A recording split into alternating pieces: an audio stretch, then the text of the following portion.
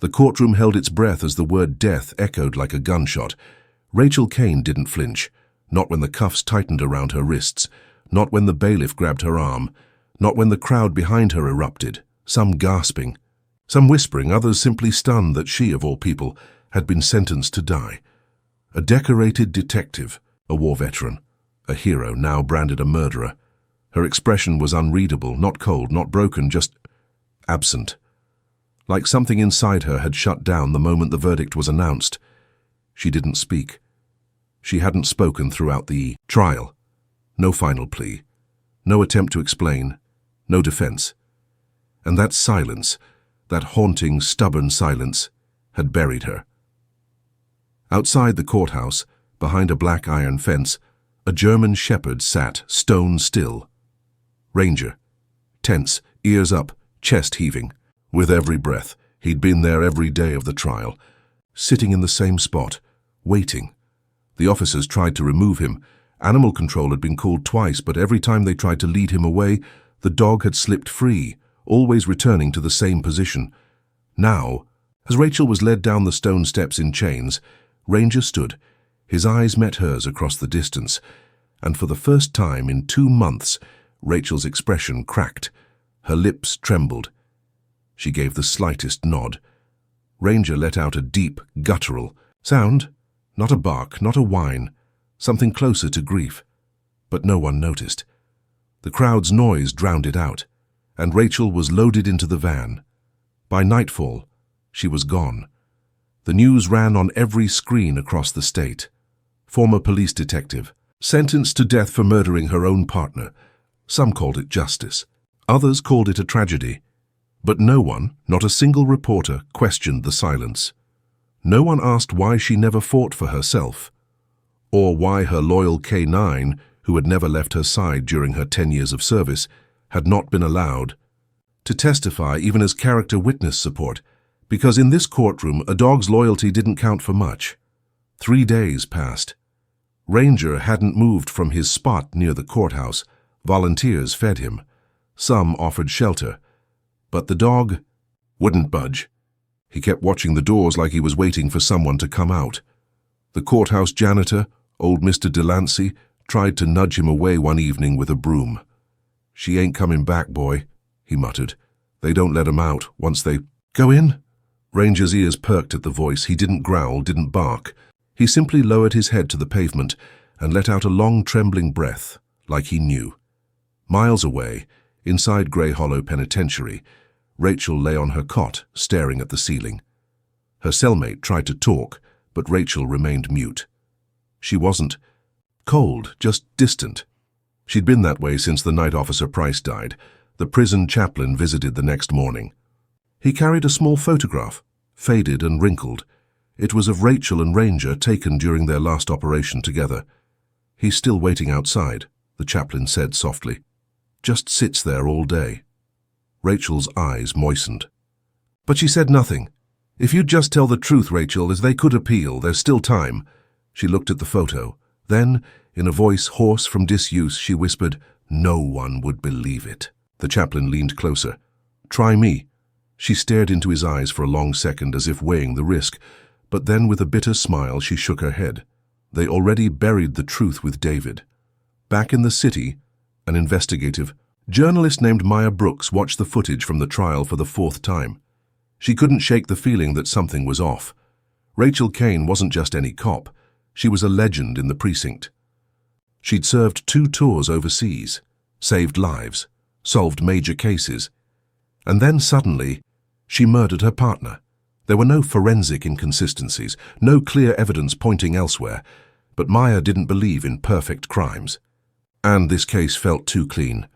She minimized the video and stared at a single still frame, the moment Rachel was escorted down the courthouse steps. Right before she was loaded into the van, she had looked directly at Ranger. And in that frame, Maya saw it, a flicker of something in Rachel's eyes. It wasn't guilt, it wasn't fear, it was a signal. A message passed silently between handler and dog. She hit replay, and again that subtle nod.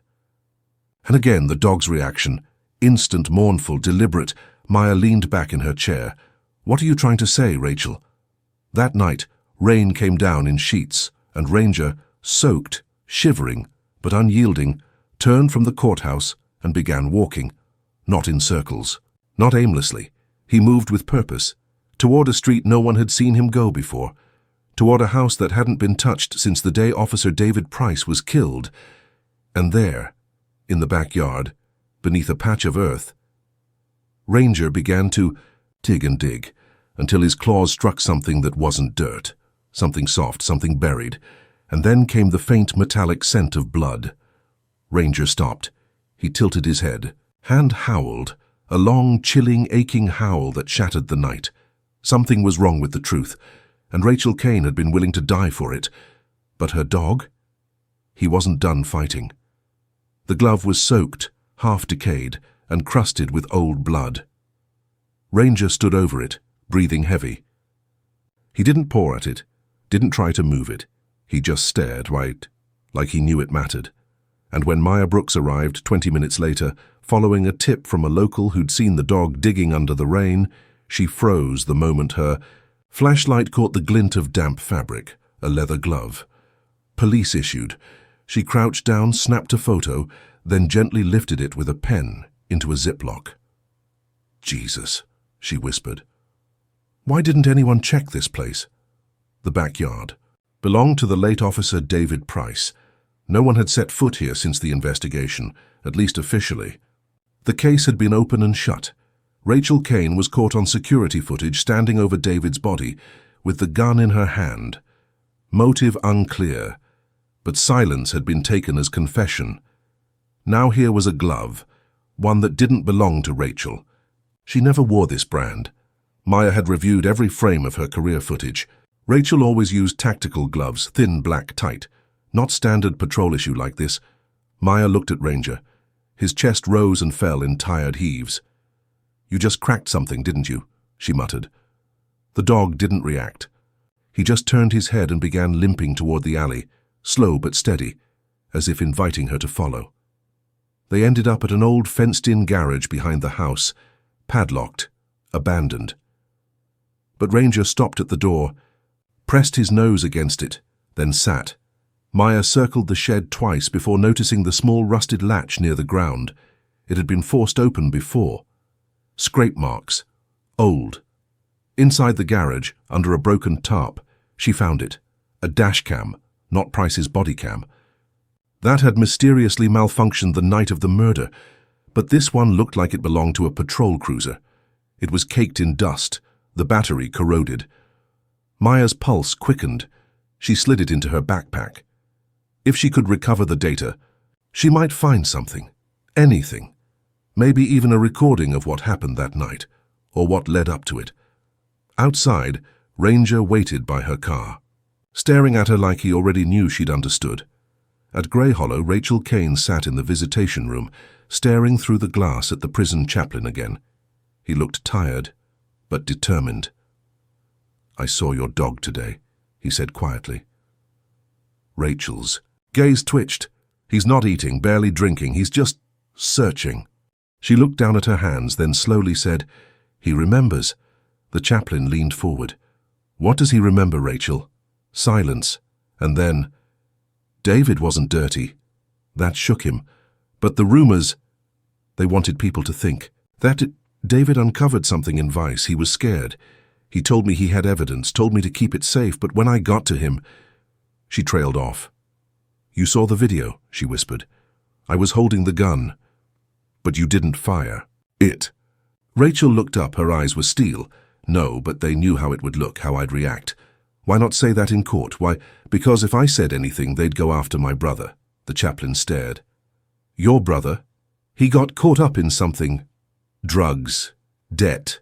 David found out. They used him to control me. And you just let them pin murder on you?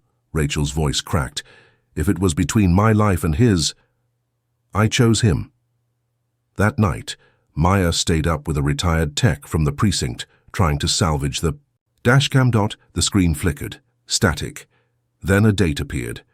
March 17th, the night before the murder. Then came audio. It was faint, distorted, but words bled through. This goes public, they'll burn us all. Then shut him up. What about Kane? She's loyal. Use the brother. She won't talk. Then silence. Maya sat back, stunned. Two voices, male, calm, calculated. Neither of them were Rachel, and... One sounded painfully familiar. She pulled up the precinct's staff records, clicked on a name. Deputy Chief Alan Strickland, the man who led the case against Rachel, the one who announced her guilt before the forensics even came in, the same man who quietly closed David Price's internal affairs complaint just a week before he was killed. By morning, Maya had a drive full of damning evidence and a dog that refused to rest. Ranger paced the apartment floor, whining at the door. "You already led me here," Maya said. "What more do you want me to find?" The dog stopped pacing, turned, sat, then growled, not at her, at the photo pinned to the wall, a group shot of the precinct's detective division. Rachel, David, Strickland, and two others. Maya walked up and tapped the frame. "You want me to look at them?" Ranger stood. He raised a paw and slowly, deliberately, and scratched once at the photo, right over the face of Detective Marcus Doyle. Rachel's old partner, David's ex-roommate, a man who'd vanished the day after Rachel's conviction. Maya's jaw tightened. Something was about to blow open, and Rachel Kane, silent, shackled, and forgotten, was still scheduled to die in 14 days. The knock came just after midnight. Detective Marcus Doyle opened his door with a cautious hand on his sidearm. He hadn't seen a familiar face since Rachel's conviction, hadn't wanted to, but when he saw Maya Brooks standing there with a recorder in one hand and a German shepherd at her side, he paled. "What the hell is this?" Ranger took a single step forward and growled, low and guttural, a sound meant for someone he once knew, someone he didn't trust anymore. Maya didn't flinch. "We need to talk, Marcus." He tried to shut the door, but Ranger lunged, not to attack, but to wedge himself in the gap, unmoving. The door creaked against his shoulder, but the dog didn't budge. "Get him off me." "Not until you listen," Maya said. "We know you didn't kill David, but you know who did. And if you don't start talking, you'll go down with them." Marcus hesitated. Then slowly, he opened the door. Inside the cluttered apartment, the truth began to leak. He didn't deny it, didn't even try. Rachel had been set up. David Price had found evidence of a protection racket operating from within Vice. Drugs, stolen cash, falsified warrants. The rot ran deep. Deep enough to include Deputy Chief Strickland and at least 3 other officers. David had gone to Rachel first. He didn't trust internal affairs, and he was right not to. They'd buried the last 3 complaints from within that unit. Marcus knew all of it, but he also knew his wife was 6 months pregnant, and his badge didn't protect him from what Strickland could do if he stepped out of line. So when the night came and David was executed in his own home, Marcus stayed quiet. He helped Strickland plant the camera that caught Rachel arriving seconds after the murder, holding the weapon David had drawn in his final moments, trying to protect himself. Marcus had watched the life leave Rachel's eyes the moment she realized what they'd done. "She never even yelled," he whispered. She just knelt beside him and held his hand. Maya's hands shook as she hit stop on the recorder. "Why now?" she asked. "Why are you talking?" Marcus looked at Ranger.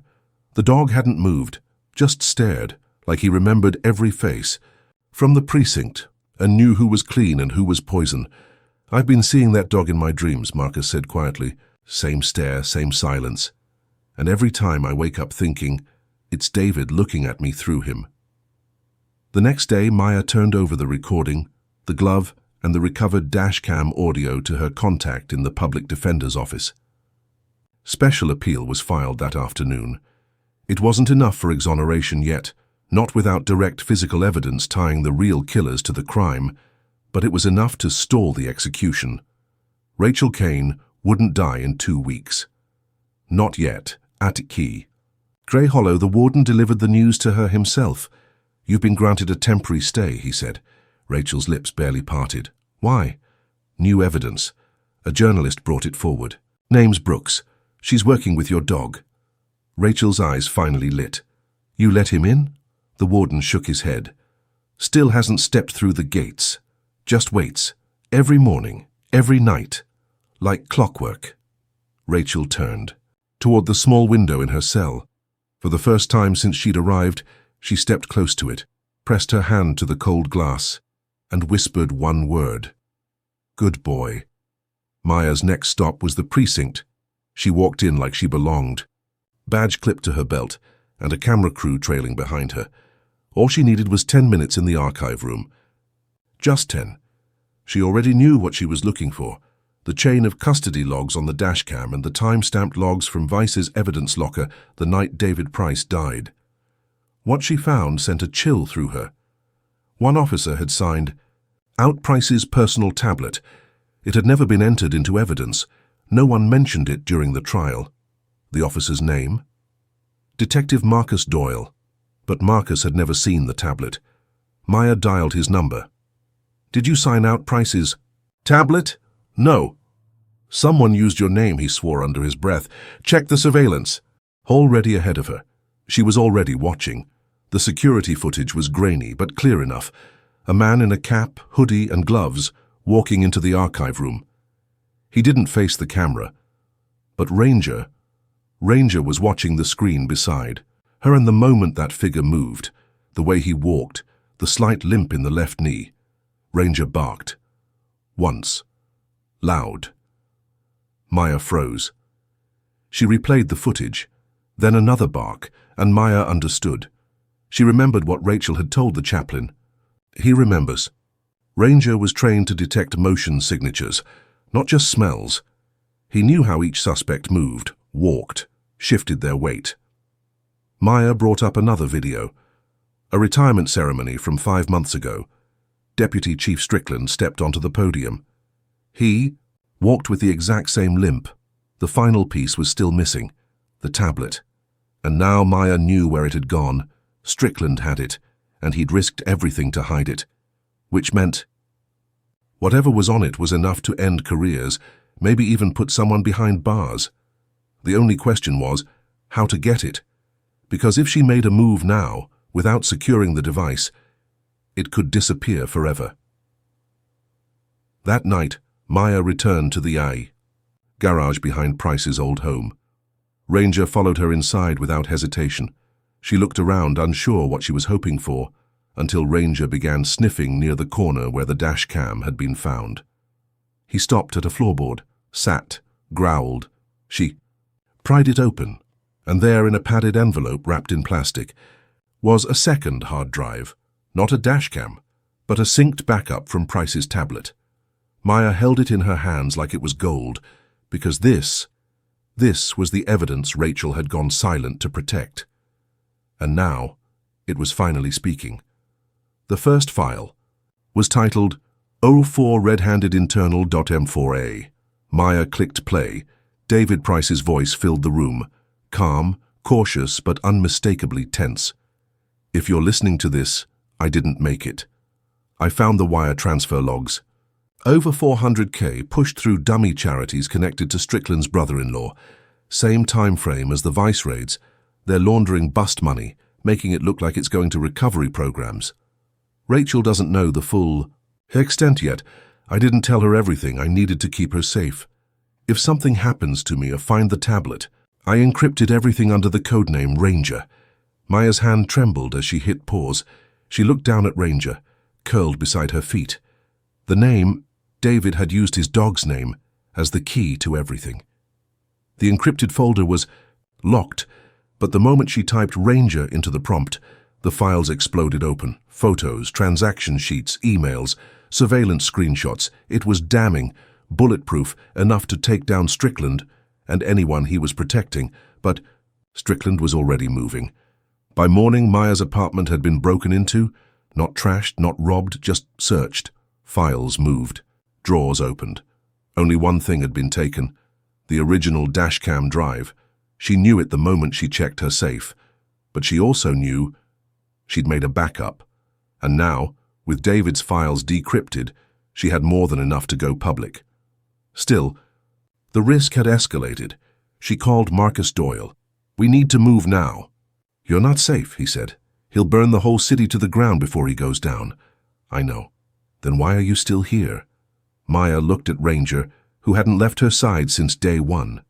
Because Rachel Kane still in that cell, and she's still scheduled to die in 10 days. At Grey Hollow, Rachel sat with the chaplain again. This time she was different, eyes brighter, shoulders straighter. "You heard something, didn't you?" the chaplain asked. Rachel gave a tiny nod. "She's close." "Brooks?" Rachel looked up. "No, Ranger." The press conference happened 2 days later. Maya stood in front of the courthouse steps, flanked by civil rights attorneys and Rachel's public defender. Behind them, footage from the recovered files played silently on a loop. David Price. Explaining the conspiracy, detailing the paper trail, naming names. Maya spoke clearly, steadily. This evidence was never introduced at trial. It was buried. Officer Price was silenced, and Rachel Kane was made the scapegoat. But now, the truth is out, and it's time to right the wrong. The media frenzy was immediate. Protesters gathered within hours. The governor's office issued a statement promising review, and an emergency hearing was scheduled for the following week. But the damage control had already begun. That night, as Maya returned to her car, a black SUV pulled up beside her. 2 men in suits stepped out. One of them was Chief Strickland. "Miss Brooks," he said, voice too calm. "You've been very busy." "I could say the same," she replied. He smiled. "Careful who you poke. This city eats its heroes." Ranger stepped forward, standing between Maya and the SUV. Strickland looked at the dog. He was always too smart for his own good. Then he got back in and drove away. No threats, no violence, just a promise hidden in the silence. 3 nights. Later, Maya's car was torched. She wasn't inside, but it was a message. She watched it burn from across the street. Arms crossed, Ranger at her side. "They're desperate," she said. The next morning, someone tried to break into Rachel's cell block. Didn't get far. Guards caught him just outside the security control room, a fake badge. No ID. He wouldn't talk. But the implication was clear. They were trying to make Rachel disappear before she could testify. The emergency hearing began 2 days later. The courtroom was packed. News cameras outside, protesters chanting. Rachel was brought in, handcuffed, flanked by guards, but this time her head was high. The judge listened in silence as the evidence was presented. The glove, the dash cam, the audio of Marcus Doyle's confession. And finally, David Price's own voice. When it ended, the courtroom was still. The judge leaned forward. "Miss Kane, do you have anything to say?" Rachel stood. She turned, not to the judge, but to the gallery where Maya and Ranger sat. Her voice didn't shake. "I stayed quiet because I was afraid. I let myself become a ghost because they made me believe I was the only one who cared about the truth. But I was wrong. Someone did remember. Someone followed the scent back to the truth." She looked at Ranger. He never stopped looking. The courtroom erupted. The judge ordered a full reinvestigation. Rachel Kane was not yet declared innocent, but her execution was officially vacated and her conviction placed under immediate review. And as she walked out of the courtroom into the blinding light of day for the first time in 4 years, Ranger waited at the steps. He didn't bark, didn't move, just stared at her. And when Rachel knelt and held out her arms, he ran straight into them. Ranger wouldn't stop whining, not loud, not obnoxious, just soft, aching sounds, like he was telling her everything she missed. Rachel knelt on the steps of the courthouse, arms wrapped around him, face buried in his thick fur. Her jumpsuit still smelled like Grey Hollow. Her wrists bore the indentations of cuffs she'd worn for 4 years. She didn't care. The moment Ranger licked her cheek, she sobbed. In front of cameras, in front of the press, in front of a city that once painted her a killer. He remembered her scent, her voice, her pain. She had been erased from the world, but not from him. And now he'd brought her all the way back. Inside the courthouse, chaos reigned. Maya stood beside Rachel's legal team, already fielding threats of lawsuits, motions to suppress evidence, requests for closed hearings. The DA's office wanted time. They wanted silence. But Maya knew what silence cost. David had stayed silent too long. Rachel had paid the price. Not this time. That evening they gathered in a small apartment above an old bakery Maya had rented while working the case. Rachel sat on the floor, still in her prison scrubs. Ranger rested his head on her lap, never, more than an inch from her. Marcus Doyle sat on the couch, visibly broken. He hadn't shaved. His badge sat in a sealed envelope on the table. He turned to Rachel. "I'm sorry." Rachel didn't respond at first, then softly, "So am I." The room fell into stillness. It wasn't forgiveness, but it wasn't hatred either. Maya broke the silence. "We're not done yet. We proved you didn't kill David, but the people who did, they're still out there." Rachel looked up. Her eyes were fire. "Then let's finish it." The next step came fast. The decrypted tablet had revealed far more than anyone expected. Names, accounts, passwords, even bank records, all tied to a dummy non-profit, Shielded Horizons Foundation. The signature? Deputy Chief Strickland. It wasn't just dirty money, it was a pipeline. Funds moved through fake charities, laundered through police unions, then filtered into offshore accounts. Rachel and David had only scratched the surface, and now, with Maya's connections and Rachel's insight into how the unit operated, they had enough to map the entire structure. But they needed one more thing, proof that the people still in power had continued the operation after David's death. Maya made the first move. She went to the same garage where David's backup hard drive had been hidden. Only this time she brought Rachel and Ranger with her. Together they combed through every box, shelf and rafter. Then Ranger started barking, sharply. Behind a false wall panel, they found a crate of old evidence boxes. One labeled Vice Internal 2019, Case 033 sealed. Inside, a bodycam unit with a cracked screen, a blood-stained folder, a thumb drive labeled Fallback. The footage was disturbing. It showed Vice officers interrogating a dealer, one of Strickland's informants. They beat him. Then they planted evidence. One of the officers was still on the force, and this time there was no masking who held the camera. Strickland himself. Rachel stared at the paused frame for a long time. Then said, "He's not going to let this go. Not without a fight." The plan to leak it was simple, too simple. The moment Maya uploaded a preview to a protected journalist site, the power at the bakery apartment cut out. Then came the noise downstairs. Rachel moved first. She grabbed Ranger's collar, pulled him behind her as she locked the inside door. "Back entrance," she whispered to Maya. "Now." Footsteps on the stairs. 2, maybe 3 sets. Maya shoved the hard drives into her bag, slung it over her shoulder, and motioned for Marcus to follow her. Rachel held her breath. One more noise, the soft click of a silencer being screwed onto a pistol. They weren't here to scare, they were here to end it. Rachel turned to Ranger. "Guard her," she whispered, then opened the window, grabbed the metal pipe down the side of the building and slid into the alley. 20 minutes later, they regrouped at a motel. Rachel's hands were scraped. Marcus had a bloody nose. Maya was still shaking, but the files were safe. They uploaded everything that night, full access to the press. Unfiltered, and the next morning, it hit. News stations lit up. Bodycam footage shows police brutality. Vice leader identified. Rachel. Kane exonerated. Strickland tied to offshore accounts. Unsealed reports confirm. The backlash was instant. Strickland went dark, his office locked, his phone off. Internal Affairs issued a warrant. But by then Strickland had vanished. A manhunt began, and in the middle of it, Maya received an unmarked envelope. No note, no name. Inside was a burner phone. It rang the moment she touched it. She answered. A familiar voice. Raspy, calm and cornered. "Strickland, you don't understand what you've done." Maya didn't speak. "You think this is over? You have no idea who we were protecting. I was just a lock. You've broken it. Now you've opened the wrong door." A pause. Rachel was never the target. David was never the prize. The file you found, that was a decoy.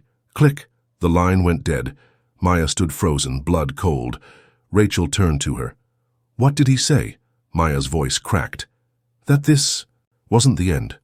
The night was too quiet. Rachel felt it in her spine, like a storm was waiting just outside the edge of the sky. Strickland was gone. The files were public. Her conviction was under review, and the court had already reversed her death sentence, but something about the way he said, "You've opened the wrong door." It didn't sit right. Ranger hadn't stopped pacing since. Marcus stood at the motel window, gun holstered, eyes scanning the parking lot. "This doesn't make sense," he muttered. "If Strickland's the top, why run? Why warn us? Why not just vanish and cut losses?" Rachel replied quietly. "Because he's not the top." Maya turned from the laptop. "Then who is?" Rachel looked down at Ranger. The dog had stopped pacing. Now he sat staring at the door, silent. Still then, a low growl.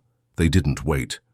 Maya grabbed the bag of drives, Marcus pulled his weapon, and Rachel backed toward the bathroom with Ranger close. A shadow passed the window. Then another. And then a flashbang crashed through the door. Everything exploded white. Ranger lunged forward blindly, barking with fury. Rachel hit the ground, ears ringing. Men in black moved through the room, not police. Not IA, either military or very well-funded private. Two grabbed Maya, one slammed Marcus into the wall. The fourth aimed at Ranger. Rachel screamed, "No!" A single gunshot. Ranger dropped mid-leap. Rachel's scream tore through the motel. When she woke, she was in the back of a van, hands cuffed, head throbbing. Beside her, Maya was still unconscious. Marcus was gone. No sign of Ranger. Her throat tightened, but something scratched at her mind. The man who shot Ranger hadn't aimed for his head or heart. He had aimed low, a leg shot deliberate. Why? The van stopped. She was dragged into a steel room. Clean, white, no windows. An older man waited inside. Suit, quiet smile, thin-rimmed glasses. "Miss Kane," he said, "we've been watching you for quite some time." Rachel didn't speak. The man continued, "What you uncovered was a small piece of a much larger mechanism. Mr. Strickland was a cog. So was David Price." He walked slowly toward her. "You were never meant to die. You were meant to be forgotten, but you've become a problem, and problems require solutions." Rachel met his eyes. "Then solve this." From behind the man, a growl erupted. Low, deep, furious. Ranger, bloodied, limping, but alive. Rachel's heart exploded in her chest. The man turned. Before he could speak, Ranger launched, straight into his chest. Alarms blared. Maya burst into the room seconds later, cuts across her face, holding a fire axe she'd found somewhere. They didn't wait. They ran. Down long corridors, through steel doors, security closed. In one man fired. Ranger yelped again but kept running. They burst into daylight through a loading dock. Outside, Marcus waited, in a stolen black SUV, engine running. They didn't ask questions, just jumped in. Marcus hit the gas. Bullets sprayed the back of the vehicle. The window shattered.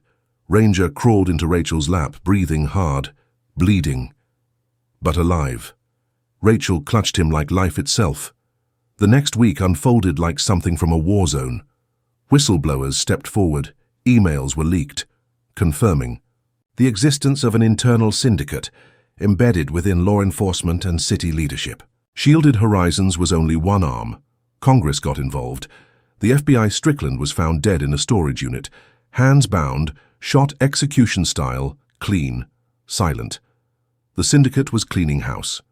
Rachel Kane was officially exonerated 11 days later.